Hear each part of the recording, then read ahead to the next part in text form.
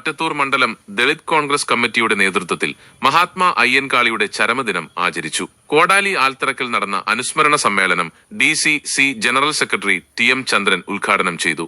മണ്ഡലം പ്രസിഡന്റ് സന്തോഷ് കൊള്ളിവളപ്പിൽ അധ്യക്ഷത വഹിച്ചു.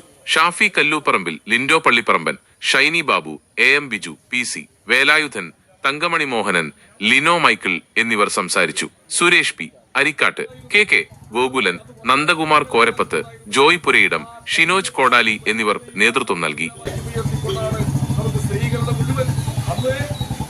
ആയിരക്കണക്കിന് സ്ത്രീകളാണ് കല്ലുമാല ഉപേക്ഷിക്കുന്നതിന് വേണ്ടി അന്ന് ആ കൊല്ലം റെയിൽവേ സ്റ്റേഷൻ മൈതാനത്ത് ഒത്തുകൂടിയത്. അതൊരു വലിയ കല്ല് കൂമാരമായി, കല്ല് മലയായി മാറി എന്നാണ് പറയുന്നത്. അപ്പോൾ ഒരു കാലത്ത് കേരളത്തിന്റെ സാമൂഹിക പരിസ്ഥിതിയെ, കേരളത്തിന്റെ സാമൂഹിക മേഖലയെ, കേരളത്തിന്റെ സാമൂഹിക ഘടനയെ ഒക്കെ തന്നെ മാറ്റിമറിക്കുന്നതിൽ അയ്യൻകാളി വഹിച്ചിട്ടുള്ള പങ്ക് വളരെ വലുതാണ്.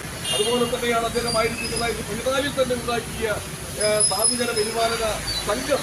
അത് യോഗം എന്ന് പോലും നേരിടാൻ അത് അവകാശമുണ്ടായിരുന്നില്ല.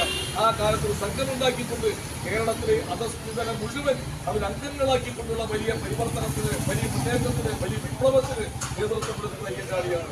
ഇങ്ങനെ അതുകൊണ്ടാണ് മഹാത്മാഗാന്ധി കേരളം സന്ദർശിച്ചപ്പോൾ അയ്യൻകാളിയെ കാണുകയും കൊലയരുടെ രാജാവ് എന്നാണ് മഹാത്മാഗാന്ധി അയ്യൻകാളിയെ ശ്രീമതി ഇന്ദിരാഗാന്ധി അതുപോലെ തന്നെ അയ്യൻകാളിയെ കുറിച്ച് പിന്നീട് കേരളം ഇന്ത്യയുടെ പ്രധാനമന്ത്രിയായിരിക്കുന്ന സമയത്ത് കേരളം സന്ദർശിച്ചപ്പോൾ അയ്യൻകാളിയെ കുറിച്ച് പറഞ്ഞ ഏറ്റവും വിപ്ലവകാരിയായ ഭരണാചാരിയായ